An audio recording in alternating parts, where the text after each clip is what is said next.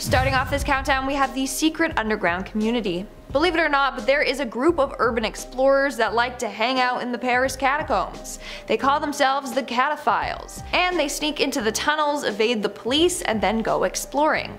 In fact, they have claimed a number of sections as their own, marking it with murals and graffiti. Not only that, but they have found secret ways to get into the catacombs. Plus, they've started mapping the whole place out so that other explorers don't get lost. Only problem is that this is a very dangerous hobby. Since they are entering restricted areas in the catacombs, they have to watch out for crumbling walls, falling rocks, even pools of water. I don't know about you, but I prefer to spend my time with the living and not the dead. In our 9th spot, we have the Lost Girl. In 2005, a group of teens illegally snuck into the catacombs on New Year's. Sadly, they all didn't make it out alive. They all were drinking and having a blast when one of their friends, Masha, wandered off alone. When they finally realized she had disappeared, they went out looking for her but couldn't find her. No one knew what happened to her until 4 months later. That's when a group of boys were exploring the catacombs when they stumbled upon her frozen body. Since she was drunk, she wandered off to another section of the catacombs and then got lost and froze to death. How heartbreaking. Coming in at number 8, we have Philibert Aspel. Philibert Aspel was a doorkeeper at the Val de Grace Hospital during the French Revolution. And the hotel actually had a staircase located in the courtyard that would lead to the catacombs. So one night in November of 1793, Philibert descended into the catacombs to retrieve a bottle of liquor stored down there. However, he only brought one candle with him and it was not enough to light the way. Eventually it blew out and he was down there in pitch black. Being semi-intoxicated, he stumbled around the catacombs lost. For 11 years, no one knew what happened to him. That was until 1804 when his body was found. He was identified by the hospital keyring hanging from his belt. Moving on to number 7, we have the Whispering Walls. A number of explorers have claimed that no one should ever be in the Paris catacombs after midnight. For if you are, then the walls will begin to speak. People have claimed to have heard disembodied voices coming from the catacombs. These voices confuse them and try to persuade them to travel deeper and deeper into the catacombs until you're in too far that you're lost and you can't escape. Actually, fun fact, they use this as inspiration for the movie As Above, So Below, which takes place in the Paris catacombs. In our 6th spot today, we have the camera system. In 2004, a group of French police explored some of the restricted areas of the Paris catacombs. And that's when they discovered something truly terrifying. First, they found a PA system that when triggered would play sounds of guard dogs barking. Then they found a full-on bar, living area, workshop, lounge, and cinema with space to fit 20 people. Like what? Not only that, but whoever created this little home setup was stealing other people's electricity from above. The creepiest part is that they had a full-on security camera set up, and the police soon realized that they were being watched. They left to get a bigger team to further investigate the area, but by the time they got back, everything was gone. The only thing left was a note that read, "Don't search." We're now at our 5th and halfway mark with Decoeur. Decoeur is the name of a very mysterious man. We don't know much about him, but we do know that he was a veteran of the French army, and he was also an artist. In fact, he created a number of sculptures for the catacombs. However, this eventually led to his death. During the construction of one of his sculptures, a part of it fell and crushed him completely. It's said that to this day, his soul wanders the catacombs. In fact, people have seen him down there before. In our 4th spot today, we have the Crypt of Passions. The Crypt of Passions, located in the ossuary, is a pillar that is covered in skulls to the point that it's just completely concealed. The skulls end up forming what looks like a barrel, which is creepy for a number of reasons. Just take in, those are real skulls. You're surrounded by people who used to be living, and most of them died in tragic ways, and then their bones were used for an art display. A number of people who have visited this area in the catacombs have reported feeling very uneasy around the Crypt of Passion. It's believed that some of the souls that were placed there have not found peace. I mean, in some cultures they believe that a proper burial must be done with a tomb marker, or else the soul will never be able to rest or go to the afterlife. However, that was not possible at the time. The catacombs were built because grave overcrowding was a serious issue back then, among other things. In our third spot today, we have the scratch marks.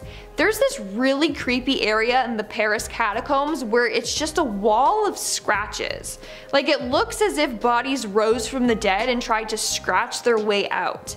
It's a creepy touch to the place, that's for sure. Moving on to number 2, we have the lost tape. Now, I'm sure all of you have heard about this urban legend before, and in fact it also inspired the movie As Above, So Below. And it might not even be a legend, it might be real, but to this day, no one knows.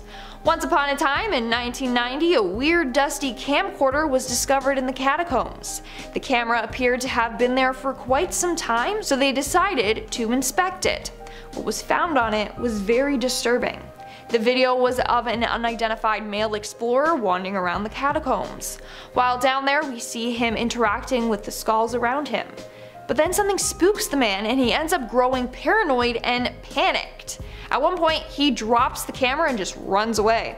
Sadly, he never made it out alive.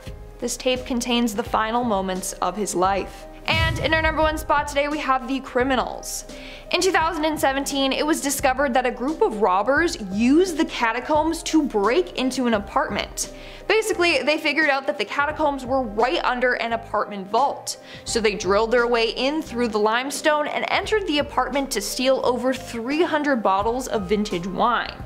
In total, they valued at close to 250,000 euros. Isn't that insane? We're starting off the list with this video captured in 2017 in British Columbia, Canada. This is a video, but it's the sound that really matters here. So it was early in the morning, 8:30 a.m. on December 16th in Whitsett, British Columbia. And this dude started filming the tree line when he heard an absolutely nightmarish sound echoing through the trees, far off in the distance. Take a listen to this.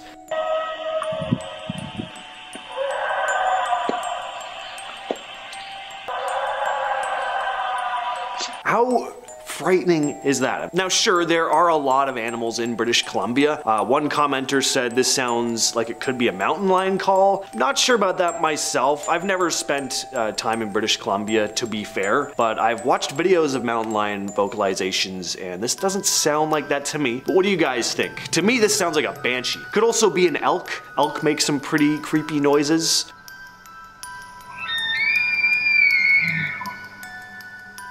Take a listen to that, like that's pretty cool, right? Sounds like one of the dinosaurs from Jurassic Park. Anyway, whether the creature in this video was Bigfoot, a ghost, or just a known animal, it's a freaky sound any way you slice it, and I would not want to hear that walking through the woods alone. Alright, this next story is pretty nuts. It was posted to Reddit by Donna Hotter Than a Sauna, and she talks about a run-in she and her boyfriend had with a gator. Actually, 2 gators. Anyway, goes like this. My boyfriend and I were walking through the woods on a nature trail when we came across a piece of alligator tail and foot that had been ripped and the rest of the body was gone. I freaked out. All I kept thinking was, I have no idea what's big enough to kill and eat an entire alligator, but I don't want to meet it. We cautiously kept walking, and a few hundred feet later saw a giant, probably 10 foot at least, alligator walking along the shoreline with a whole smaller dead alligator in its mouth. You know what's extra terrifying about that story? So they came across a huge alligator, right, that was hungry enough to eat one of its own kind. If they'd been on that walk just a little earlier,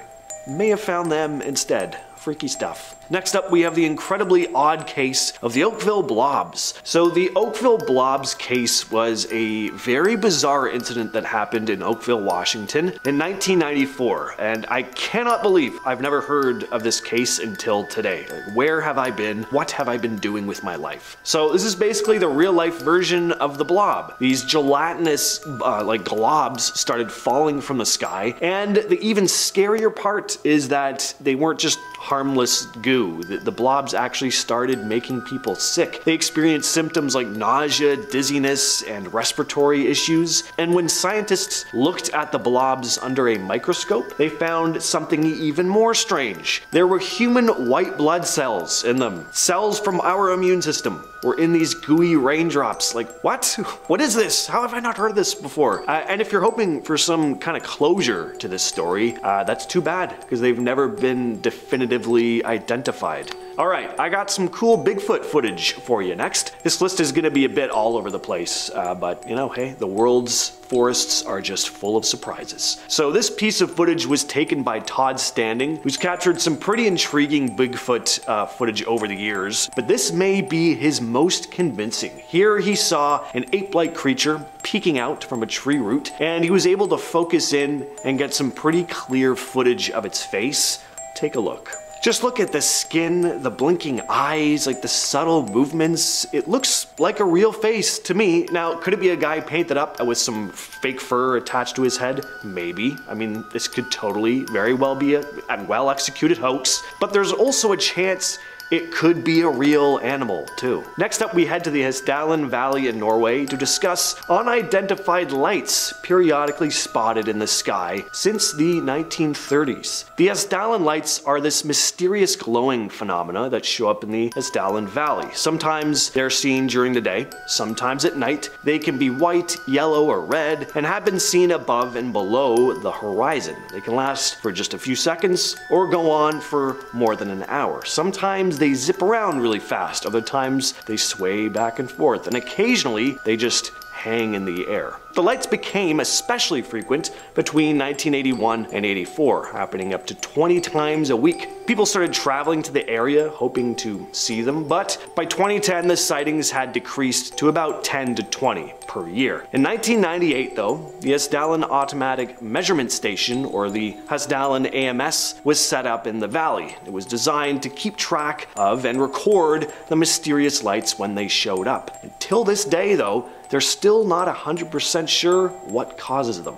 Next up, we have the discovery of the Saula. Now, this one may not have terrified scientists as much as get them super excited, but anytime a cryptid is found to actually exist, it's pretty incredible. This creature, native to the Annamite Mountains in Vietnam and Laos, has a couple nicknames: the Asian unicorn and the Vu Quang ox. It is an incredibly rare animal, and for a long time, it was completely unknown to the outside world, a mythological creature at best. But in 1992, these animals were discovered to actually exist, at least to researchers outside of the region anyway, and the first photograph of a Saula was taken in 1993. Did you notice that flap on the face that like flares out almost like the gill of a fish? Very strange.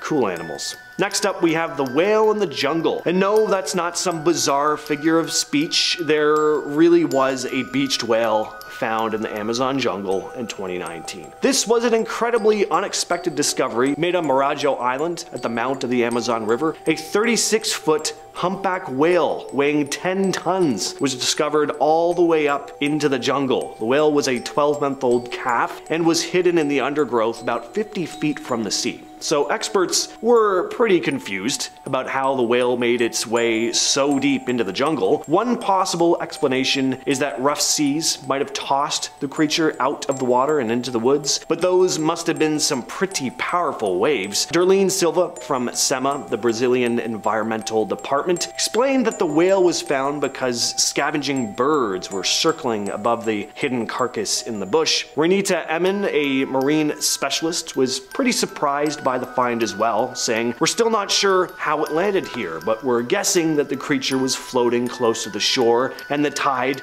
which has been pretty considerable over the past few days, picked it up and threw it inland into the mangrove." What's also strange about this though is that the humpback whales are usually found in the Bahia area from August to November, so how did one end up on the north coast of Brazil in February? Whales usually migrate to Antarctica after their time in Bahia, so it just makes this find even more strange. Let's talk about more creepy noises though, coming from the woods. Here's another. This video was posted to YouTube by Chris Simpkins, who heard this strange metallic sound coming from the woods near his home one night. Take a listen to this.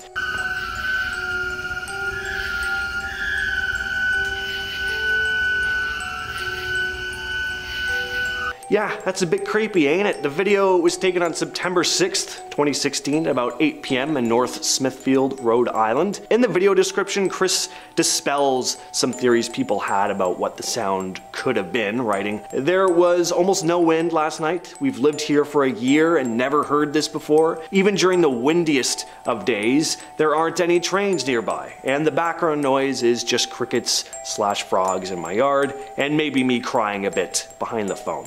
Anyway, let us know in the comments what you think of this one. Is it aliens? Is there some kind of power tool that can make a noise like that?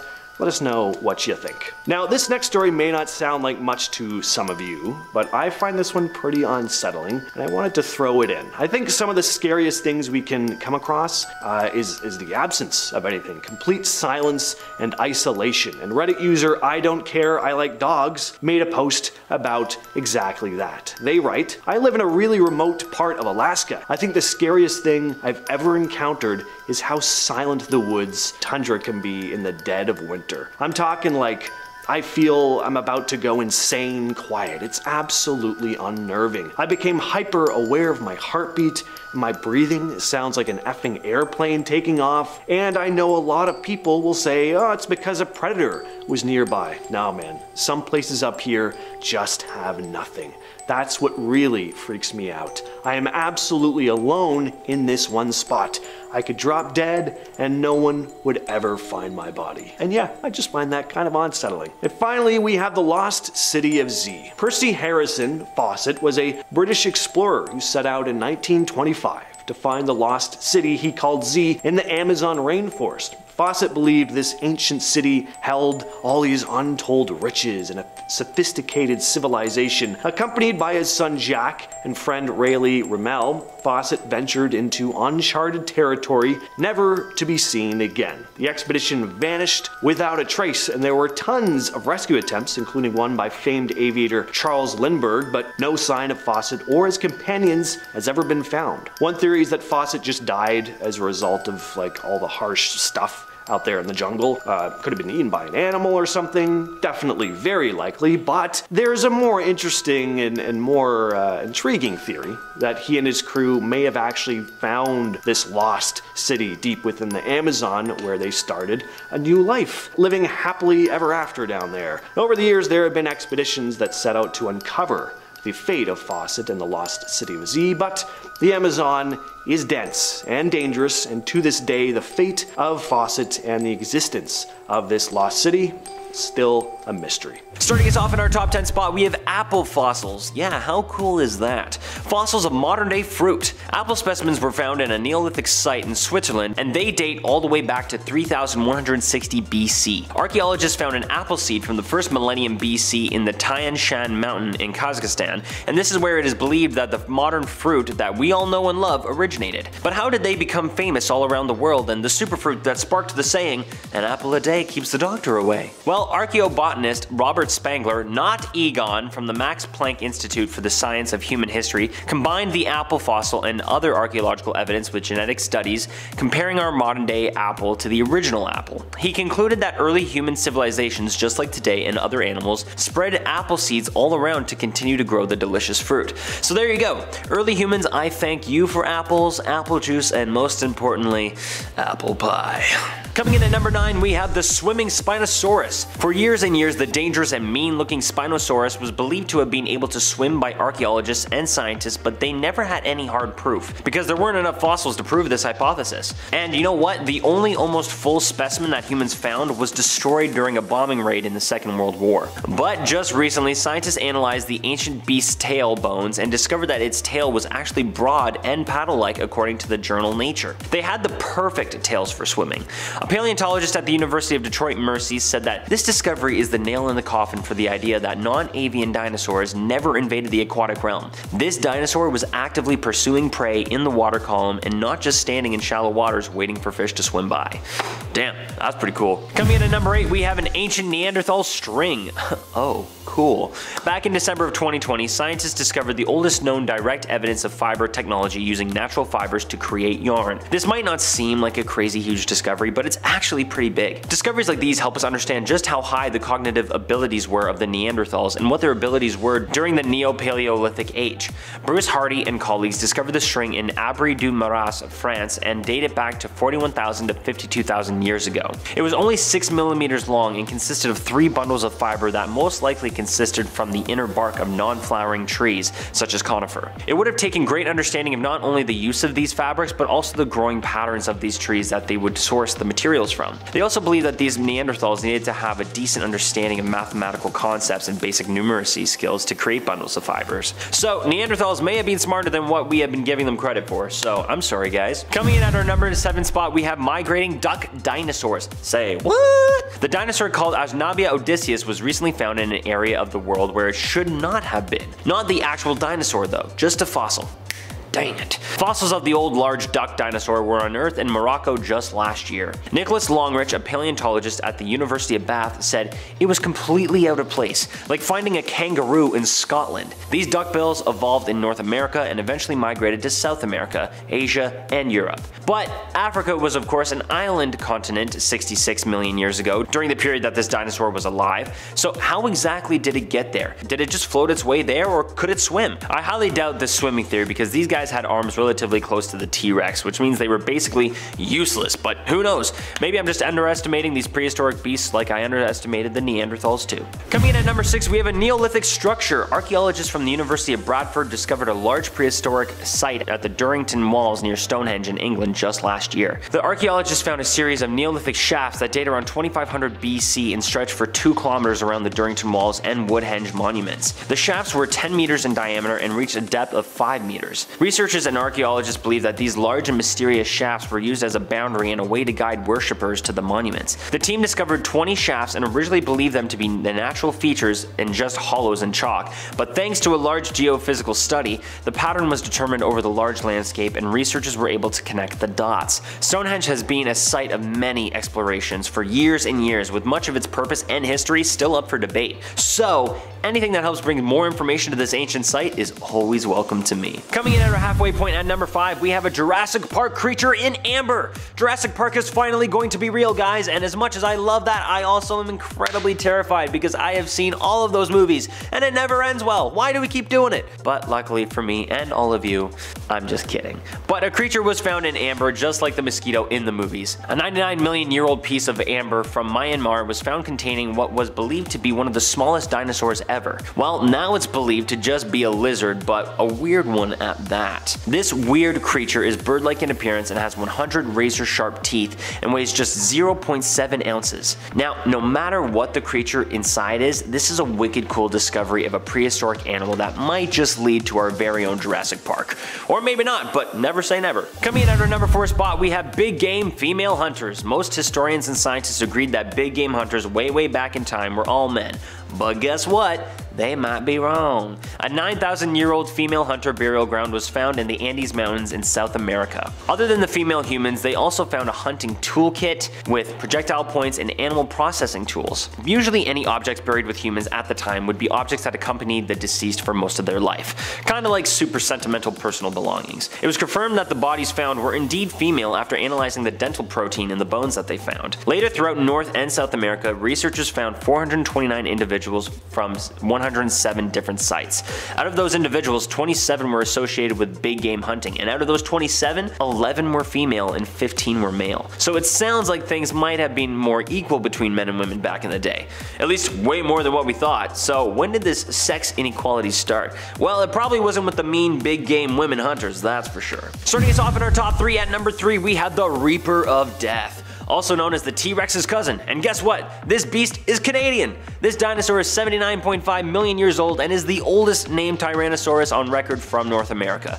It is also the first newly named Tyrannosaur from Canada in the last 50 years. Go us! Jared Voris, a paleontology student at the University of Alberta and lead researcher of the study, said it definitely would have been quite the imposing animal, roughly 8 feet tall at the hips. The Reaper had these unique vertical ridges that ran from its eyes to its upper snout, and scientists are aren't exactly sure why this dino had these ridges, but if you were its prey, then it was probably one of the last things you ever saw in your life. And you know what? I would really appreciate if this is what Canada became known for instead of its manners, maple syrup, beavers, and how we talk when we're oot in a boot. I mean, we're nasty just like the rest of the world too, okay? Come on. Sorry.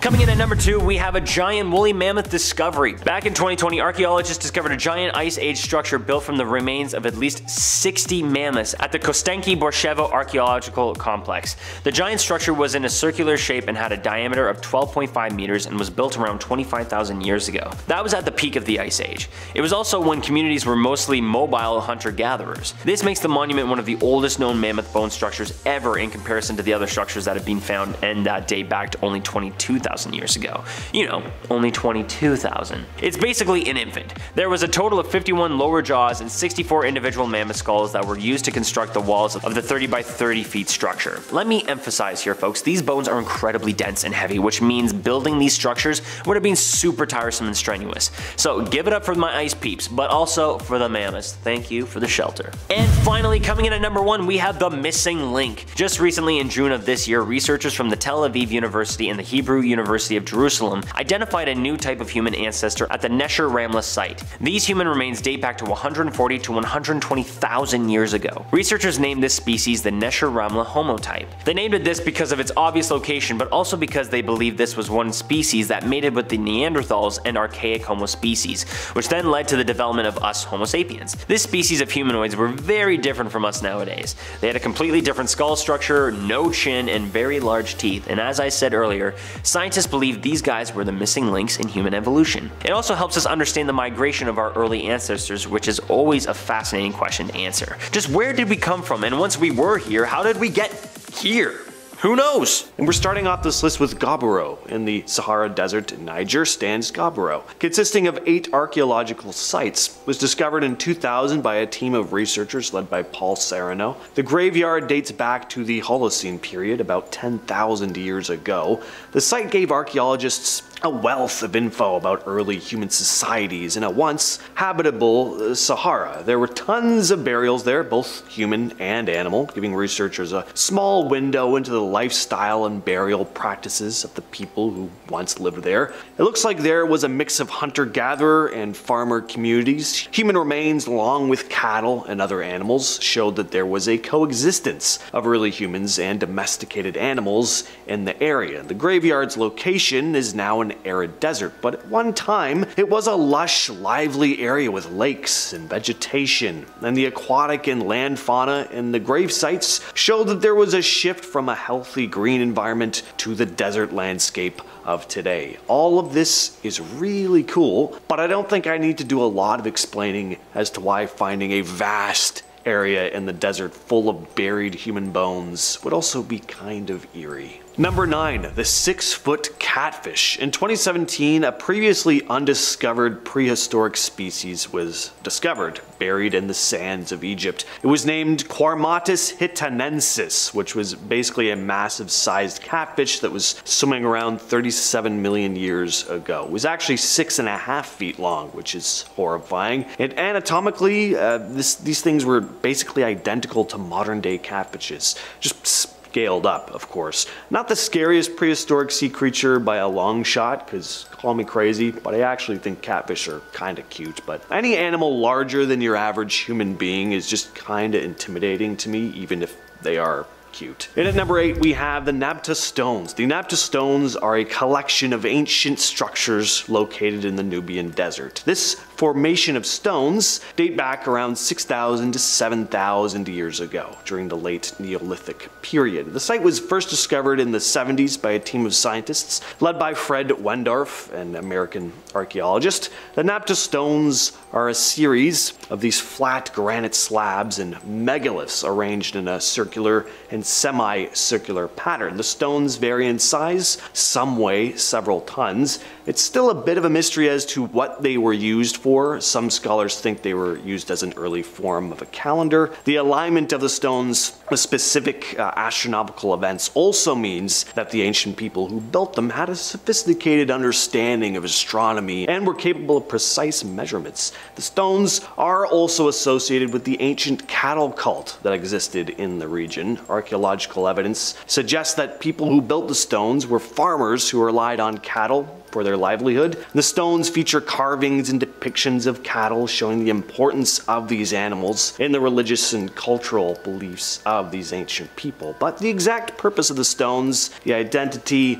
of the people who built them, and the true extent of their knowledge about astronomy and agriculture are still relatively mysterious. Next up we have the Sahara ghost towns. Ghost towns are always creepy. It's hard not to feel uneasy in a village completely void of people. Even empty buildings at night just give us the creeps. So imagine being in an ancient abandoned town in the middle of the Sahara Desert. Jado is an abandoned settlement in the northeastern region of Niger, near the border with Libya and Algeria. One time the town was a thriving community inhabited by the Tuareg people, nomadic Berber tribes who roamed the Sahara. The town was once a trading post and an oasis in the desert. Jado was located on the trade routes that cross the Sahara, connecting North Africa with West Africa. It consists of mud brick buildings, some that are several stories in height. Its decline began in the late medieval period, partly due to changes in these trade routes. Eventually, everyone up and left, leaving many of the structures still standing. Droughts and a lack of water were probably a big part of this mass exodus. Today, the crumbling mud brick structures are now weathered by the harsh desert conditions, and the streets that were once bustling with activity are completely empty, a time capsule of a long forgotten time. Number 6, the giant crocodile. In 2014, paleontologists found the remains of Machimasaurus rex in the Sahara Desert, an ancient marine reptile that lived during the Jurassic period. This was a massive creature dwarfing modern-day crocs, measured twice the length of the ones we have now. It would have weighed over 6,000 pounds. One of the craziest things about these creatures, or this discovery, was the size of its skull. Its skull alone was more than 5 feet long, which is around the height of one of the archaeologists who discovered it. This discovery was also big because up until this point, scientists thought the species had died off in the Jurassic period, but the fossil was actually dated back to the Cretaceous, meaning these creatures were alive a lot longer than they once thought. Next on the list, we have another massive-sized fossil, the Archaeoceti fossil. Just over 90 miles southwest of Cairo lies Whale City. The region earned its name due to the remarkable abundance of high-quality marine fossils found here. One of the biggest discoveries in this fossil-rich valley was the Archaeoceti fossil. These were ancient whales belonging to a long-extinct suborder. One of the largest Archaeoceti skeletons found in the valley stretched an impressive 69 feet in length. What sets this particular discovery apart from others, or what sets this type of whale apart from the ones we have now, is that they had hind legs, feet, and toes. This meant these guys actually traversed on land, hinting at a time when these creatures might have ventured onto land in pursuit of prey or during specific phases of their life cycle. At our number 3 spot, we have the Eye of Sahara. The Eye of Sahara, also known as the Richat structure, is a massive circular formation that looks almost like a giant eye in the middle of the desert. It spans approximately 30 miles in diameter and can be easily seen from space. For a long time, scientists believe it to be an impact crater formed by a meteorite hitting the Earth, but turns out this isn't the case. Geologists now think that it's a highly eroded geological dome created by the uplift of deep-seated rocks and then erosion over millions of years. Even this isn't universally accepted by all scientists, though. There's still some mystery behind this formation. And of course, when there's mystery, there are more fantastical theories. I've heard stuff along the lines of the Eye of Sahara being part of the remains of the lost city of Atlantis. The circular structure matches Plato's description of Atlantis being surrounded by a series of concentric circles. Some have also speculated that maybe ancient alien activity could be the cause, believing that the formation's perfect circular shape is just too precise to be a natural occurrence and must have been created by extraterrestrials. What's very clear though is that the Eye of Sahara is a pretty spectacular sight. In 2012, a team of workers from a Polish oil company made a surprising discovery in the vast expanse of the Sahara Desert. During their expedition, they stumbled upon the wreckage of a British Royal Air Force fighter plane, a Kitty Hawk P-40, that had crashed there nearly 70 years earlier during World War II. The pilot of the plane would have been Flight Sergeant Dennis Copping, who had gone missing while defending Egypt from the German invasion of North Africa. But Copping himself was nowhere to be found. It was clear that he'd survived the initial crash though. Not only were there no bones, but a parachute was discovered, which had been repurposed to form a makeshift shelter. It's believed that he might have survived the crash and initially sought refuge near the wreckage, but running out of food and water, he eventually would have ventured out into the desert, hoping to find help or civilization, but his true fate remains a mystery. There were no other clues as to his whereabouts.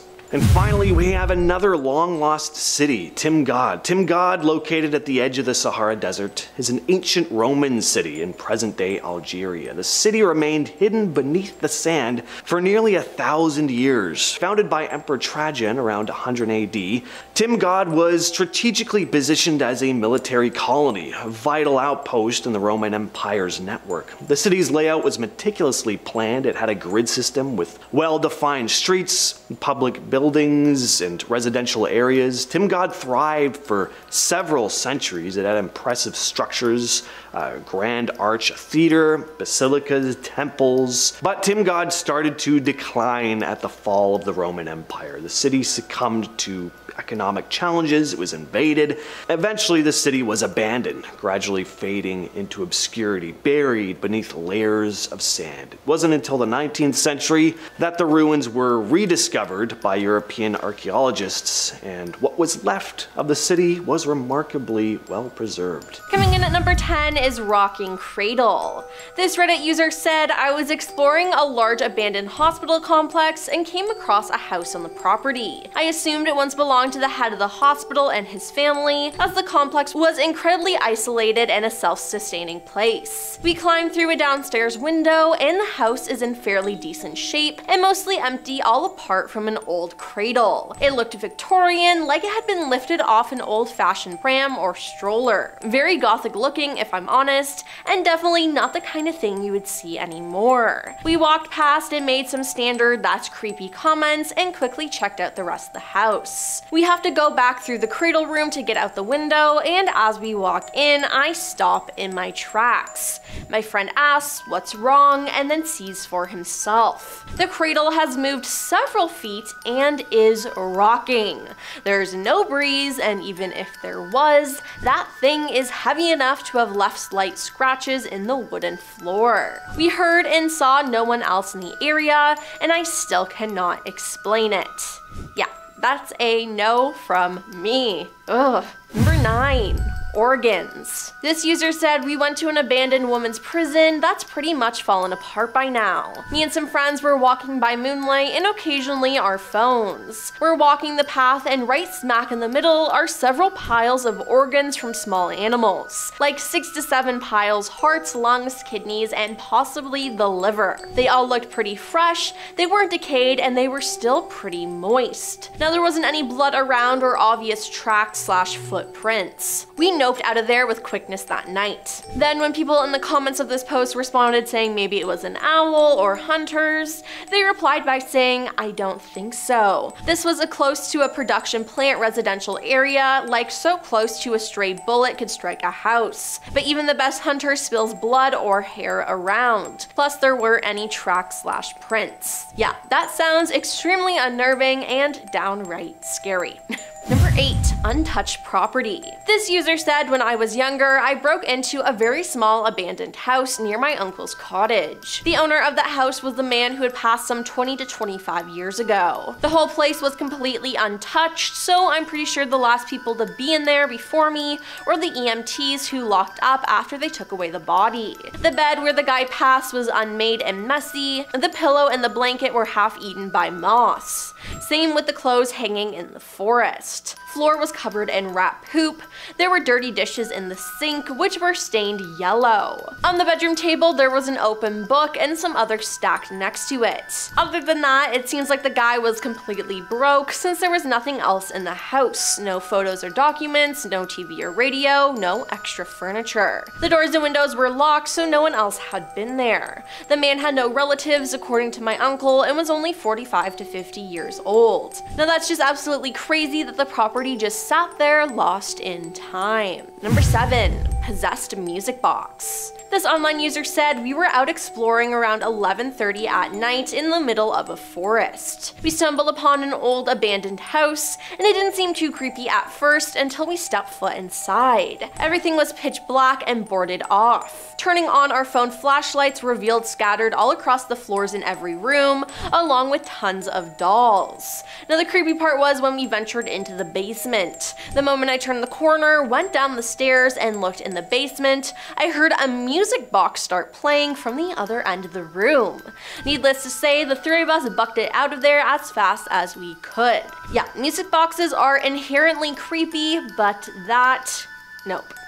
Number 6. The Ritual. This explorer said there was an old brick building in the middle of my hometown. It was gutted by fire, but the walls and ceiling remained. This place was huge and the property was all overgrown and wooded. Now the place had been abandoned for decades, and whenever we went exploring there, it was mostly inside the building. We decided to explore the woods once, and they were very dense and difficult to push through. We found a clearing inside, and it was almost perfectly circular. There were logs arranged around the circle, a large star made of sticks in the middle. There were figures of people made of sticks and twigs hanging from nearby branches. I have no idea what the place was, but it was the creepiest thing I've ever seen. Now this sounds exactly like a scene from the movie Blair Witch. I hope they didn't touch anything and just left, because I don't think they'd want to be terrorized by whatever put that there. Number 5. The Raven. This user said we went to a large abandoned federal prison. It was a sanctioned tour, but it was dark and creepy, and there were physical safety issues. Went through the psych ward and the infirmary as the last 2 stops of the tour, and then we were all allowed to just wander freely. My group of 4 went back to the psych ward. This time, there was a huge raven dead in the middle of the floor on the first room of the psych ward. Its head was at a crazy angle, and it was lying in a puddle of blood that was still wet. Now all windows were closed and intact, and we left and re-entered through the only door that led to the rest of the building. Nobody saw or heard anything like a bird, and it was the middle of the night, so it wouldn't have just been flying around. Made me think they're probably creepy squatters who weren't happy about the overnight tours, which had just started the week before, so it really gave me the creeps. Number 4. Carcasses. My college folklore professor told us the story of how she and her friend were working for a professor while they were in grad school in the 70s, doing research on ghost stories in a southern Indiana small town. They checked out an old abandoned farmhouse and barn, but didn't find anything interesting in the barn and decided to check out the farmhouse. This place is missing all the windows, the doors are hanging off the hinges, and there's lots of leaf coverage and dirt in the entryway. But further into the house, it's clean. Too clean. My father heard her friend shriek, followed by the cry, "There's a leg." So she runs back to see and finds what looks like an animal leg sticking out over the top of the stairs. They go up to see and find a fresh pig carcass, head missing and hind legs bound by barbed wire, but otherwise intact. It had been there maybe a few days. But then they see more pig carcasses lined up heading down the hall, each one laying in the exact same position and bound by wire, but in varying stages of decomposition. The room at the end of the hall was missing the door, and they could see the pigs go straight into the room. In the room there was a circle of all the pigs' heads. There were 6 total. They decided it was time to get the hell out, but when they were walking back to their car, a beater truck pulled up with 2 men in it. They just stared at my professor and her friend, who tried to explain why they were there and apologize. She said after several minutes the driver said, "Ain't no problem," and gave her a really creepy smile, then backed out of the driveway. Now they relayed what they saw to their head professor when they got back into town, who then informed the local authorities. Cops took an hour to get out there, but said they didn't find anything but maybe some stains, but that the women had probably stumbled upon the local Satanist they'd been having problems with. Honestly, those 2 women are lucky that nothing happened to them. Number 3, the voice. This explorer said, "I live in Scotland and read about the legend of Swanee Bean. History says his family lived in a cave and ended the lives of those unfortunate enough who passed by unaccompanied. Once dead, they would rob them and eat their bodies. This went on for over 20 years, so they acquired quite a reputation. Living not so far from the caves, I've decided to visit. I found where the cave was, and it is the most beautiful place but completely silent, except for the waves rolling onto the beach. I walked into the cave and looked around, everything was cool. 10 minutes or so after being there, I decided to leave and walked out. I left the cave, but I had walked about 6 feet when I heard a woman's voice. It wasn't a whisper or indistinct, but a plain woman's voice from behind me. All it said was, 'Help me.' I turned expecting someone to be there, but saw nothing. I walked back the way I had come from the calling out and asking who it was, but got no answer. I'd spent about 5 minutes looking and was getting ready to leave when I heard 'Help me' again coming from the cave. I spent about 20 minutes more searching, but I found nothing.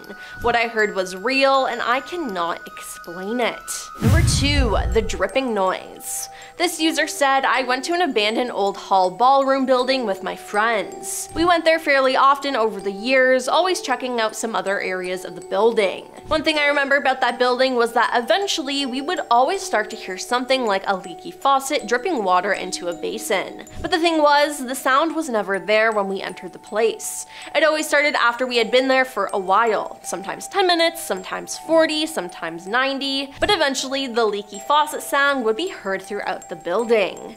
It usually started off slowly and then increased in speed. Now we were totally immersed in the location and so freaked out by this dripping that we would leave as soon as it became louder and more obnoxious. At one point we found a lonesome wash basin in one of the hallways and it was dripping indeed. We thought we had found the perpetrator. We pulled a balloon over the faucet so the dripping would leave us alone for the day. The thing is, about 5 minutes after we did that and had continued on to another part of the place, the dripping started again.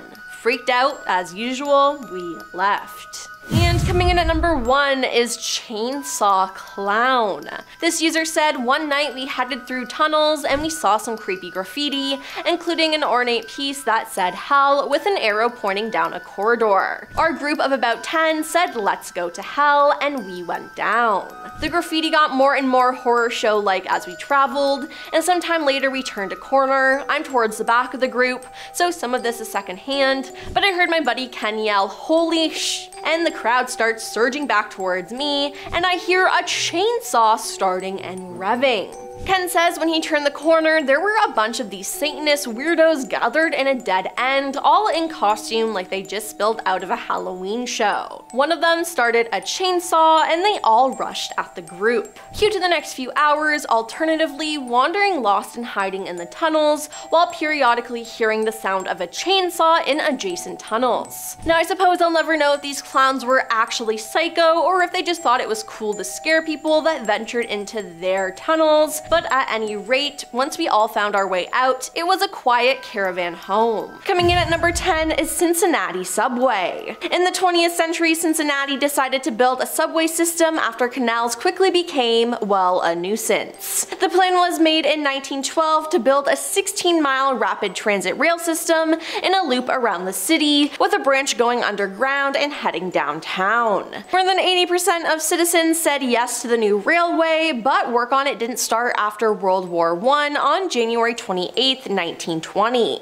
Now, despite several delays, the 2-mile underground portion of the subway was completed by 1923. Proposals came and went in the 30s, but none were implemented. A 1948 study finally ended the Cincinnati subway for good, though efforts to do something with the tunnels have been constantly ongoing for more than half a century. Ideas have included a bomb shelter, a shopping and nightlife district, a massive wine cellar, and more rapid transit. I-75 was built, destroying a large segment of the underground passage, but one of the city's best kept secrets is in fact that sections of the original subway still remain, including all 4 of the stations put in during initial construction. Today, all of these passages are sealed off and they are used by Cincinnati Waterworks only. However, stories say there are ghosts that reside in them. Some say the tunnels were never put to use because of the strange activity that takes place throughout. Rumor has it, if you listen closely enough, you will hear footsteps and breathing in the darkness. Number 9. Mexico Subway. Between 2008 and 2012, workers on a subway extension track of El Metro and Mexico City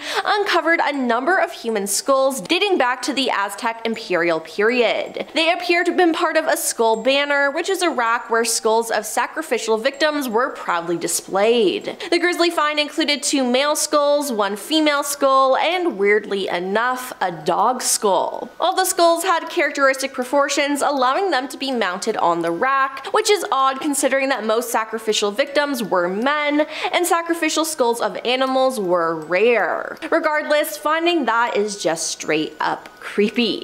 Number 8. All the New York subways. In 2014, a team of scientists from Weill Cornell Medical College sequenced genetic material found in the turnstiles, seats, and ticket booths of all 468 New York City subway stations. They discovered bacteria known to thrive on human skin, as well as those associated with gastrointestinal and urogenital systems and human feces. They discovered remnants of neighborhood-specific cuisine like pizza and falafels, though considering the fecal bacteria, I don't think you should really be eating on there. Now, one station that had been flooded during Hurricane Sandy still contained DNA associated with a marine environment. They even found traces of anthrax and the bubonic plague, although they were quick to downplay any risks to the public. All in all, the team found DNA from 15,152 distinct species. The weird part though, over half of the DNA sequences match no known organism. The likely explanation is that the subways simply contain mundane microorganisms that we haven't got around to matching the genetic sequences for yet, but to me that sounds like they might be hiding aliens from us. Number 7. Moscow Subway. Metro 2 is the name given to a secret underground rail network built by Stalin in the 1930s to allow the Soviet secret police to move around the city rapidly without detection. It originally linked Stalin's dacha suburban residence, the Ministry of Defense, command bunkers, and other military facilities. Larger and more expensive than the official metro system, it is unknown whether construction stopped after Stalin's death or if his successors continued to expand it. The system was also meant to serve as a protection against a nuclear attack, with a supposed giant bunker built that was able to house up to 300,000 people, along with an alternate command post for the Soviet High Command. Now, there are even rumors that the network extends for miles outside of Moscow, allowing Soviet leaders to flee in case the capital was hit by a nuclear attack. There are also rumors that the tunnels were used by the military to transport supplies, materials, and personnel between bunkers without exposure. A tunnel leading into the Metro 2 system was discovered after the 1960s era Rossiya Hotel near the Kremlin was demolished. The tunnel was referred to as D6, which is apparently KGB code for Metro 2, and urban explorers attempted to exit through the main metro line through a sealed door. Number 6. Vancouver Subway. The bustling waterfront station is one of the most important hubs along Vancouver's transportation system, and it's considered the city's most haunted building. Built by the Canadian Pacific Railway subway in 1915, many of the station's attendants have reported apparition activity, especially during the night shift. One night, a guard saw a ghost of a woman in a 1920s flapper dress. She was dancing alone in the corridor on the west side of the building, and he could hear the sound of 1920s music playing as she danced. When he approached her, the music stopped and she suddenly vanished. Another security guard entered an empty room with nothing but his flashlight to light the way, and he encountered the ghost of an old woman. She was glowing white and had a mournful look on her face. As he stood staring, she reached out to him. Then, on an upper floor, another guard experienced poltergeist-like activity while on night patrol. As he walked through a room used to store a number of old desks, the desks moved together behind him without a sound. When he turned to make his way back through the room and realized he was blocked by the desks, he was scared, he leapt on top of the desks, and ran from the room. In addition to these encounters, various security guards at the waterfront station have heard the sounds of phantom footsteps walking on the tiled floors of the building late at night when nobody else is around. Others have seen the ghosts of 3 little old ladies sitting on a station bench as if waiting for a train that never arrives. Number 5. Australia Subway. The Macquarie Field Station is located in Australia and is home to a ghost of a girl who haunts the train's platform. Several people have reportedly seen her walking as she clutches her bloodied chest, with her terrifying screams getting louder and louder as nighttime approaches. When she is not vocalizing her pain and suffering, the girl at the train station sits on the platform while staring at the tracks as her moans and groans echo around her. Now, in July 1906, a woman named Emily Gangson was reportedly run over and had her life ended by the train, so this ghost girl is rumored to be her. Number 4. Singapore Subway. Ambition MRT station Ambition in Singapore is rumored to be filled with ghosts. Now, the station along central Singapore's mass rapid transport system was constructed over the location of the former Bai Sheng Tang Cemetery. So I mean, are we really that shocked that it's haunted? Among the series of frightening reports in the station's vicinity include ghostly sightings of headless figures and phantom passengers, and the hearing of footsteps on top of moving trains. There's also a tale of a young man on a train who witnessed a woman sitting opposite him calmly remove her head and place it on her lap.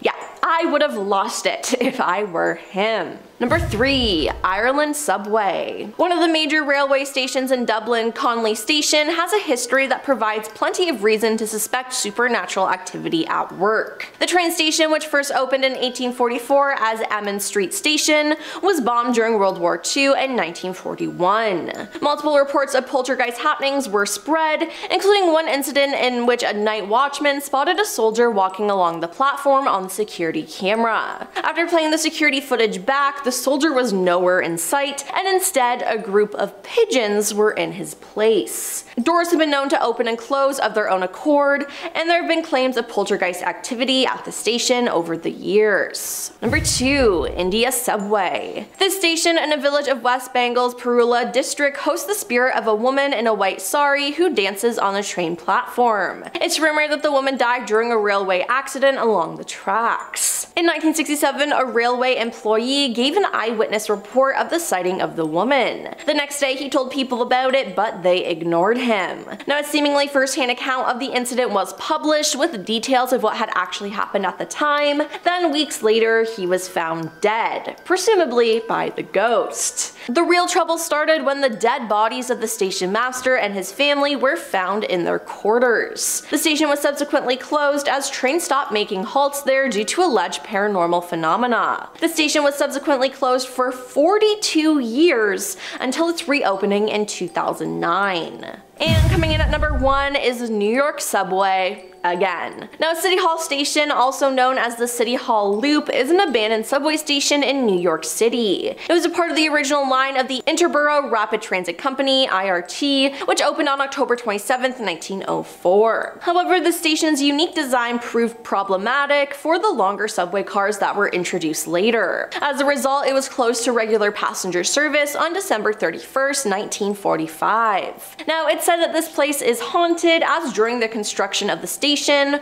workers claimed to hear a strange, unidentifiable noise late at night. One of the workers, a member of the Lenni Lempe tribe, recognized the sound as a language. The station was being built on the site of an ancient battle, and the moans belonged to the warriors lost that day. These agitated spirits lamented their lack of proper burial until a shaman performed a ceremony allowing them to rest. Now this is just creepy, and I think we should stop building things on ancient graves and battlegrounds. I don't know though, it's just a thought. Coming in at number 10 is the secret crematorium. In 1987, it was discovered that a ceramic place was secretly used as a crematorium, which is illegal, by the way. How was it discovered? Well, a man called in to complain about the smell and said, "Don't tell me they're not burning bodies. I was at the ovens in Auschwitz." Yep, he survived being in a concentration and recognized the smell, which I can't even begin to imagine how traumatizing that would be. The firm Oscar Ceramics belonged to David Sconsi, who owned the Pasadena crematorium, which closed after its roof was destroyed by fire. Oscar Ceramics was then closed by Hesperia Fire District officials after neighbors in the area complained of a putrid odor coming from the building. Inside, officials found 2 kilns that contained partially burned human remains, according to Assistant Fire Chief Will Wentworth. They weren't totally cremated when we shut the kilns down and opened them up. The State Attorney General Office was investigating it, claiming the ceramics place has done nothing but cremate corpses, including 950 pounds of unidentified body parts from the August 31st Crittatoes air disaster since it opened. Yeah, that is horrifying. Number 9. Visitor in the attic. In 2012, a single mother of 5 named Tracy found a man living in her attic. She heard banging in her attic and thought it was an animal, but when she sent her older sons and nephew to check, they found a man that she had broken up with 12 years ago sleeping in her heating unit at her home in Rock Hill, Charlotte. Tracy said his addiction to and offenses for robbery, including her own truck, meant that she was not interested in him, resulting in her breaking up with him a good 12 years ago. Talking about the night she discovered the man in her house, she said she had a feeling something wasn't right. Then she said she heard a thump coming from the ceiling and noticed things coming loose from the ceiling. She said, "Then all the nails just popped out of the ceiling over my bed like bing bing bing.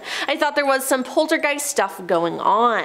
That's when she sent the men in her home to check out the attic. They found a man. He had packed all the old coats and jackets into the heating unit and was sleeping in the heating unit, she said, adding that the man ran downstairs and out of the house before police could get there. Officers said they found a number of sonic cups filled with feces and urine in the attic. Now the only entrance to the attic is inside the home in the hall that connects her sons and daughter's bedrooms. Yeah, if I found out that someone was living in my attic, I would freak out. I think I'd prefer it to be a ghost. Number 8. Body in freezer. In 2015, a crew from the 36th District Court went inside Michelle Blair's apartment and began taking out the furniture when they found bodies in her deep freezer. Located in the living room, the freezer contained the bodies of her daughter and one of her sons. On being questioned of the crime, she said that they were turning into demons, so she decided to end their lives and that she would do it again. During the trial, she had many outbursts yelling "F you," and everybody wanted to know, yes, I ended her life, when speaking about her daughter. While she was in court, Michelle said, "I don't care what anybody thinks, she had to go, period." Michelle was convicted of first-degree homicide and sentenced to life imprisonment in June 2015. Currently, she is serving her sentence at the Huron Valley Correctional Facility in Pittsfield Township, Michigan. Now, as per reports, Michelle has accumulated around 28 misconducts by March 2017. Because of her conduct, she was then sentenced to an additional 38 months to 5 years. Number 7. Restaurant front. In 2019, 5 people were under arrest in connection with a ring run out of the back of the original Nancy's Seafood and Oriental Market in Savannah, Georgia. According to law enforcement, the more was 4 pounds of a certain green plant you can smoke, 100 THC vape pens, a crystal substance, and cash. All of it was served up from the inside, shocking other business owners. Not something we'd expect, said Edwin Smith, owner of Crossroads Pawn and Sales. His store is right across the street from Nancy's. He said he didn't know drug sales, but he did know that the food was very popular. Now, the investigation into what was going on behind the counter started in Bullitt County, where law enforcement thought drugs were coming from Chatham County. The trail led right to the restaurant. In some cases, people were going to the very back of the restaurant, so the general public was not made aware, said Gene Harley, assistant director of Chatham's Savannah counter-narcotics team. He says the investigation started and ended in a few days. The owner and family members were arrested, taking down a major part in a cross-country ring. There were lots of people who were utilizing that solely to obtain their narcotics, so it was a distribution hub, Harley said. Number 6. School Fight Club. A teacher in Florida has been arrested for allegedly organizing student fights in her classroom. Yep, a place where you're supposed to learn turned into a fighting ring. Angel Footman watched on from behind her desk as students of Griffin Middle School attacked each other senselessly and even asked them to not record the fight or attract attention by screaming. She has been slapped with 4 counts of contributing to the delinquency of a minor. Now, Angel has denied organizing fights but acknowledged failing to report them. But footage released of these fights showed her laying down the rules of engagement, telling participants not to pull hair and to limit their clashes to 30 seconds each, the outlet reported. Number 5. Campsite. 7.5 months after the Cowden family was reported missing in 1974, police found their bodies. The Cowdens had gone camping in the Siskiyou Mountains in Applegate, Oregon over Labor Day weekend in 1974, but failed to show up for dinner at Richard Cowan's mother's house on September 1st. The media accounts from the time described their campsite as undisturbed, as if the family left abruptly. Investigators later postulated that they had been abducted. Then, their bodies were discovered in April 1975, about 100 feet from the campsite. Richard's body was found tied to a tree, while the bodies of his wife, son, and daughter were found in a cave with rocks sealing the entrance. Dwayne Lee Little, a criminal serving 2 life sentences, allegedly confessed to a fellow inmate that he ended the lives of the Cowdens family while on parole, but there was no conviction and the case remains open. Number 4. Under the bed. Sometimes when you're young, you want your parents to check under your bed for something scary. While something evil under your bed is just an urban legend, this gruesome story actually happened to a couple from as far back as 1982. Now, there were 3 criminals in New Jersey who thought they had a good scam going. They'd steal cars and sell them, but 2 of the 3 got suspicious regarding the 3rd, Gary Smith. Now, all 3 rented a motel room in New Bergen, New Jersey and ordered some food. The 2 men laced the unwitting Gary's burger with cyanide, and after a few bites, Gary began to succumb to the poison and died. The pair then stuffed the dead man's corpse under the bed and left. It was found days later by the 4th couple who rented the room. His body was bloated and discolored after a few nights in between the mattress and the frame in a heated room. Number 3. Severed feet. British Columbia, Canada is home to one of the most gruesome and baffling discoveries within the past few decades. Since 2007, at least 16 severed human feet and running shoes have been found on its shores, from Jedediah Island to Barnacle Beach. Although some of the feet have been identified, it is still unknown why the feet were detached and how they got in the sea. The latest solved case involving a human foot was completed in 2019 for a foot discovered in 2018. In September of that year, a left foot was found inside a blue sock and light gray Nike running shoe. The shoe and foot matched information police had in a missing person report from 2018. The family of that missing person was contacted and provided samples for DNA testing, which matched the DNA samples from the foot. Now, since then, there have been other feet found, as one was found in 2021 and one was found in July of this year. Now, if I came across a severed foot on a beach, I would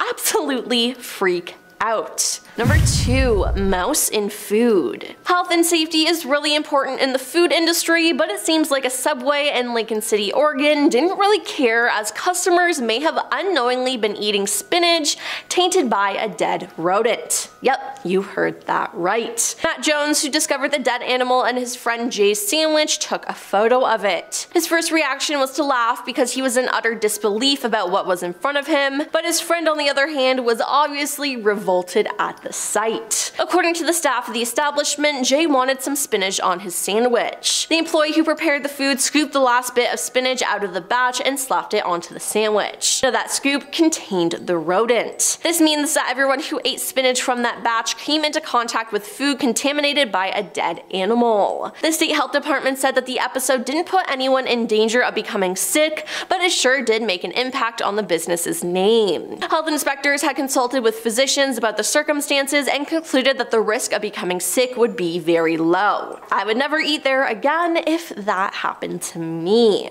And coming at number 1 is the dolls. Anatoly Moskvin is a Russian former journalist, college professor, and self-dubbed necropoliist with expert knowledge of cemeteries. Now this man was a little strange as he loved collecting dolls. He had many and the figures had resembled antique dolls. Some wore knee-high boots, others had makeup on their faces Anatoly had covered in fabric. He also had hidden their hands in fabric, except these were not dolls. They were mummified corpses of human girls. Yeah, real dead bodies. He was obsessed with digging up the dead and making dolls out of their corpses. After making his human dolls, he kept them in his home as his companions and lovers. I kissed her once, then again, Anatoly wrote about one of his dolls. Police finally caught up to him in 2011 after years of increasing suspicion at the growing number of desecrated graves in his home city. When the police arrived at his home, they found 26 life-size dolls, or rather mummified corpses, scattered throughout. When police moved one of the bodies, it played music as if on cue. Inside the chests of many of the dolls, Anatoly had embedded music boxes. Now there were also photographs and plaques taken off the gravestone, doll making manuals, and maps of local cemeteries strewn about the apartment. Now this is just overall extremely disturbing. I just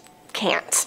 And we're starting off the list with the Challenger Deep. Imagine taking a journey to the deepest point on Earth. It would be exciting for sure, but undeniably terrifying at the same time. The Challenger Deep is the deepest known point of the seabed of Earth. This extreme abyss lies at the southern end of the Mariana Trench in the western Pacific Ocean. James Cameron didn't just stick to directing blockbusters. He's a deep sea enthusiast as well. In 2012, he climbed into a specially designed submersible called the Deep Sea Challenger and descended about 36,000 feet, reaching the Challenger Deep, which is deeper than Mount Everest is tall. There's a handful of others who've dared to explore this mysterious abyss. Victor Vescovo, a Texan adventurer and businessman, went deeper in 2019. His submersible, the Limiting Factor, touched the ocean floor at a whopping 36,070 feet, breaking records. So right, it's deep, but what's down there? All sorts of weird and wonderful creatures, and some of them have never been seen anywhere else on Earth. Deep sea divers have also discovered microorganisms that thrive in the extreme conditions of the deep where sunlight can't penetrate. They survive in total darkness and under intense pressure. Organisms like this are pretty cool to discover too, because it makes us really question what the true limits of life are and the potential for extraterrestrial life in the universe that may thrive in environments we've never thought living matter could. Number 9. Humanoid creatures. So the year is 1982, and Russian military divers are conducting routine training exercises in the deep, dark waters of Lake Baikal, the world's deepest freshwater lake. These divers reported encountering something they couldn't wrap their heads around. Humanoid creatures. Survivors stated the beings were about 9 feet tall with humanoid features and silvery scales or suits covering their bodies. Some even say they had large, unblinking eyes that emitted an eerie glow. Now, the official stance is predictably hush hush. The Soviet government supposedly classified any information related to this incident, which of course just turned cryptid and UFO enthusiast cranks even more. What makes a possible extraterrestrial or mythical creature sighting more plausible than a government cover-up? And at number 8, we have a story posted to Reddit by user Digestive's Rule. This was in response to a thread asking divers what the creepiest thing they'd experienced while diving was. Digestive's Rule wrote, "I'm a commercial diver and was once on a job cleaning a portable water reservoir. I'd been in other reservoirs before, but this one was by far the biggest, at 40 by 80 meters. To get in, you had to open a hatch in the ground. The whole reservoir was underground, and climb down a ladder. The hatch was in a corner, so when you were in the far corner of the reservoir, it was completely pitch black, and you just had to hope your light didn't go out. I was about halfway through a 3-hour dive when the batteries in my torch started going flat. I watched the beam get narrower and dimmer until it cut out completely. It's not a huge problem if you lose light, as you can just follow your umbilical back to the hatch. Just as I started walking back, some obnoxiously loud banging started somewhere in the reservoir. I was the only diver in there, so it both confused and scared the out of me. Needless to say, I ran back to the hatch as fast as I could. I ended up getting my torch changed out and doing another hour in the water, but I didn't hear the noise again. I still have no idea what it was, but the combination of my torch going out and loud banging coming from somewhere gave me a hell of a fright. Now let us turn our attention to the elusive giant squid. So for the longest time, these colossal creatures were thought of in the same way the Loch Ness Monster is, simply rumored to exist, but rarely seen and often dismissed as seafaring folklore. The big breakthrough in the giant squid saga came in 2004, when researchers and a Japanese film crew managed to capture the first images of a living giant squid in its natural habitat. I cannot imagine the excitement.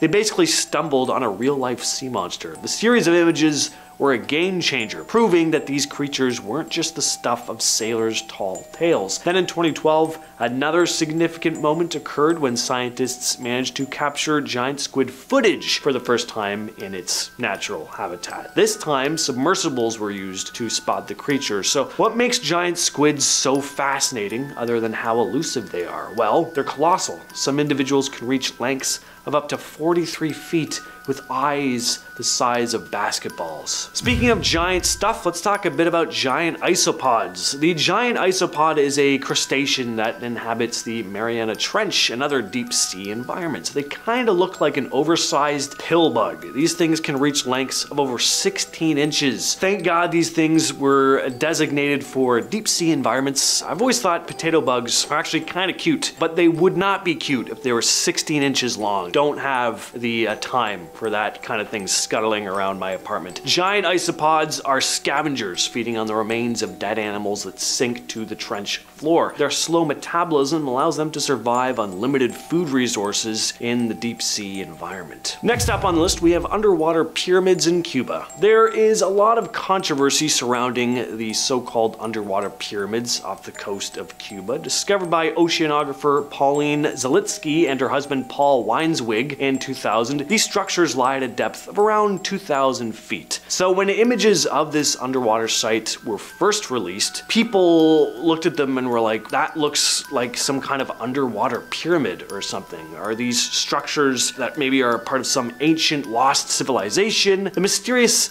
alignment of the structures has also led some to propose extraterrestrial involvement. The idea that maybe these pyramids could be part of an ancient alien civilization's underwater base. Just like with many cases of this kind, some also claim that governments and mainstream archaeologists are suppressing information about the site to maintain the status quo. And on the other end of the spectrum, you have, of course, these skeptics. They basically just said, these are natural formations, and what folks are seeing is just a case of pareidolia. While many remain skeptical about the existence of an advanced ancient civilization beneath the waves, looking at these images, you really can't deny how uncanny some of these formations look. And number 4, we have Bimini Road. Bimini Road, discovered off the coast of North Bimini Island in the Bahamas in 1968, has again a lot of controversy surrounding it. It consists of a series of rectangular limestone blocks arranged in a linear pattern, looking almost like a road. The discovery was first made by pilots flying over the area, and then underwater expeditions confirmed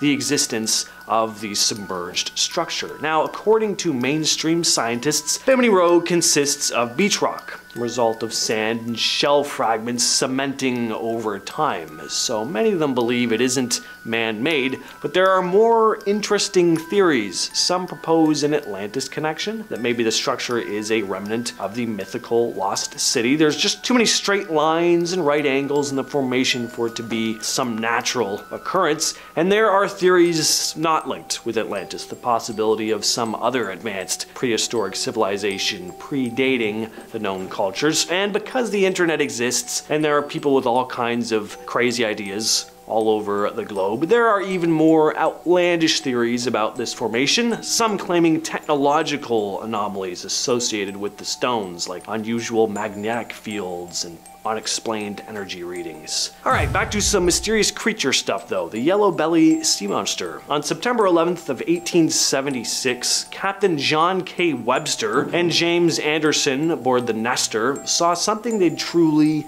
never forget. It was an unidentified sea creature while off the coast of Malaysia. They described the thing as about 60 to 100 feet in length. It looked a bit like a large tadpole with a flat necklace head. It didn't seem to have any fins or flippers either, and its yellow skin had a prominent black stripe running along its spine. About 9 years later, on October 4th of 1885, a similar creature was observed in South Africa. Witnesses reported a 90-foot creature with yellow skin, black stripes, but this creature had fins on either side. In 1965, Bernard Heuvelmans, a Belgian-French scientist, explorer, researcher, also often referred to as the father of cryptozoology, looked at these two sightings and then categorized the creature as the yellow belly. He believed it could be an unknown shark species or possibly an amphibian, creating a classification for tadpole-like sea monsters on a bigger scale. Of course. The most famous yellow belly sighting, though, occurred on December 12th of 1964 near Hook Island, Queensland. Robert Lasarick and his family, along with a friend, spotted an 80-foot creature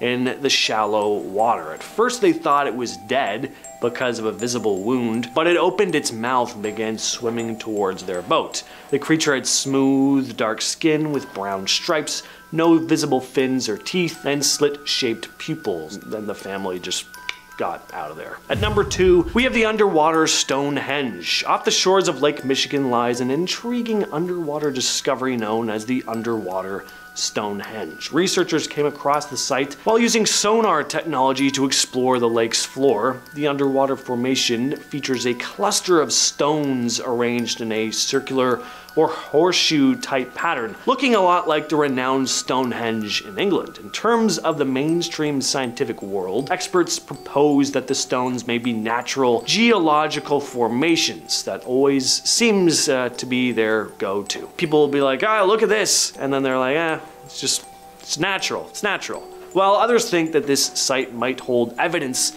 of an ancient civilization predating recorded history. The stones seem to be placed in this very precise alignment, and of course, Atlantis always comes into the conversation. Finally though, we have another story posted to Reddit, this one by user Tamu. Actually, we have 2 short stories here. They go as follows. This isn't my story, but my dad's. So when he was in grad school, he did some field studies classes, some of which involved diving in Monterey Bay. One day he was diving, counting something off the Santa Cruz Pier, and he finds a shopping cart with bricks and cinder blocks and a chain attached to the handle. He naturally followed the chain and found a bare foot wrapped in the chain. He assumes something probably ate the rest of the body, and apparently his friends had seen similar things too. Also not mine, but my dad's friend. He says he was on a shelf counting mussels when he felt something tap his tank. He looked around, didn't see anything. He figured it was a seal, because they like to play. When he was nudged again, he saw it was a great white. He says he thought to himself, if it gets me, it gets me. I can't outswim it.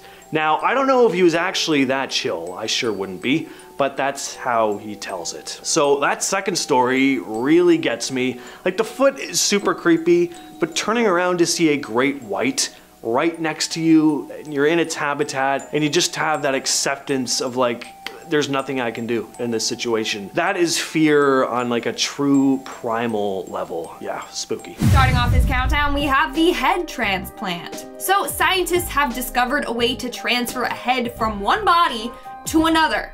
I know, it's crazy. Let me explain.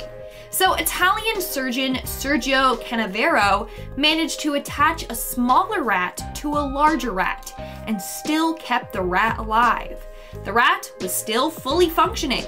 He also claimed to have successfully done this with dogs, and in 2016 he did this on a monkey. Apparently he does this by attaching the spinal cords together, and now he's looking for real-life people to be a part of his experiment. He wants to be able to do this on humans. Maybe that's why Walt Disney had his head frozen for so many years. He's waiting to be attached to another, younger body. Just kidding. But seriously, this is terrifying. In our 9th spot, we have the alien DNA. In 2014, it was discovered that DNA can survive re-entry from space. Basically, Swiss and German scientists put DNA on the exterior of a rocket. The rocket then did a trip around space and back to Earth. And they found that the DNA on the rocket survived. Meaning, if there is life out there and they sent a message to Earth, their alien DNA would successfully survive on Earth. This has scared a lot of people because they think an alien invasion is now possible, which is pretty creepy, not gonna lie. Also, that means intergalactic bacteria and disease can also survive its trip to Earth, which can threaten humanity. Isn't that great? Moving on to number 8, we have the deadly snails. So, snails are slow, tiny creatures that no one really fears. But maybe we should. Apparently, snails are one of the most deadly animals in the world. Why? Well, freshwater snails kill up to 20,000 people a year. People die after drinking water contaminated with snail eggs. If you do this, then you develop a condition called schistosomiasis. And guess what? These snails can live 3 to 10 years in a host's body. In some cases, they have lived 40 years inside of a person, which is disgusting, and I never want to swim in a lake ever again. Just kidding, but seriously, add snails to the list of things that I'm afraid of. In our 7th spot, we have the viruses. The advancements we have made in medicine is quite fascinating. Over the years, millions of lives have been saved as a result. But I got some bad news. Some microbes are evolving so fast that scientists can't find a way to fight them. On top of that, viruses are mutating constantly. They keep having to find new antibiotics and vaccines to defeat them. In fact, some strains of bacteria are becoming resistant. It's quite a scary time right now. I mean, we are witnessing this all firsthand. In our 6th spot, we have the zombie invasion. Over the years, the fear of a zombie outbreak has been on the rise. We can thank The Walking Dead and other shows for that. But in all seriousness, zombies can become a thing. According to scientists, there could be a cordyceps out there that could cause this to happen. Cordyceps is a type of parasitic fungi that attacks a host and then takes over the host. Usually we see this happen to insects, but scientists say it could happen to humans too. Dun dun dun! If it does happen, then it would turn us into brain-dead zombies. But they did say the chances of this happening are 1 out of a million though. Still, the fact they say it might happen is terrifying, okay? There could be zombies. Scientists said it. We're now at our 5th and halfway mark with the multiple Earths. In 2014, NASA discovered several interesting planets. One of them is named Kepler 452b. Don't know who named that, but they should be fired. It is a planet that closely resembles Earth. In fact, it's the most Earth-like planet outside of our solar system. In fact, NASA estimates that there are 1 billion Earth-like planets in the Milky Way alone, meaning there has to be life on those planets. Scary fact is, the life on those planets might be way more advanced than us. They just know that there has to be other intelligent life forms out there somewhere, which is cool, but also very daunting. Like, they could take over Earth if they really wanted to. Moving on to number 4, we have the caterpillar zombie virus. This is a pretty scary virus that targets caterpillars. I'm glad it can't transfer over to humans, and you'll understand why. Basically, caterpillars that have this virus will eat until they get so fat. They just keep eating until their body can't take it anymore, and they literally explode. When they explode, they spray guts everywhere. And any caterpillars that get sprayed will then contract this virus as well. So they literally eat themselves to death until they burst. Imagine if humans got this. Like, you're walking down the street and next thing you know, someone explodes on you. That's disgusting. Moving on to number 3, we have the junk food. In 1948, researchers discovered just how bad junk food really is for you. In a study with over 5,000 residents, they were looking at the risk factors for heart disease. That's when they found people that ate good tasting food like fries, ice cream, brownies, chips, you get it. They were more prone for heart disease as well as diabetes and stroke. The researchers discovered just how disturbing the effects junk food and fast food have on the body, which is sad because I just want to eat chips and burgers all day and not have to worry. Moving on to number 2, we have the plastics, and I'm not talking about the girls from the Mean Girls. If you know, then you know. Okay, we all know that plastics are bad for the environment and that they're polluting the earth. But in 2014, another shocking discovery was made about plastics. They discovered that BPA found in most plastic products act like synthetic estrogen. This means that constant exposure to it can lead to fertility problems, or even cause tumors in women's uteruses. Long-term exposure can also lead to breast cancer, heart attacks, and diabetes. Basically, by drinking and eating food from these plastic containers, you're ingesting these chemicals into your body. So it could be slowly killing you and you don't even know it. And in our number 1 spot, we have the parasite. If you're eating something right now, I suggest you put your food away because you're about to lose your appetite. Trust me, this next discovery is very disgusting. So basically, there was a Russian woman that discovered a small lump below her left eye. She didn't really think anything of it until the lump moved. It moved above her eye, and then next thing you know, there was a bump on her lip. That's when she reached out and got medical attention. Turns out, she had a thread-like worm living in her body. This is known as Dirofilaria repens. It typically infects dogs, cats, foxes, and other wild animals. But turns out, they can transfer to humans too. How lovely. It can be spread by mosquito bites. Then this worm will live in your tissue under your skin. Ugh, no thank you.